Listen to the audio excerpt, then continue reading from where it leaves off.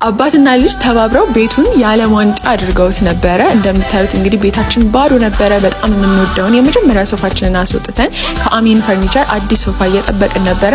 ሶፋው እስኪመጣ ድረስ ግን እንደዚህ ቤታችን ባዶ ስለነበረ አባትና ልጅ ተባብረው ኳስ ሜዳ አድርገውት በቃ አስቸግረው ነበር።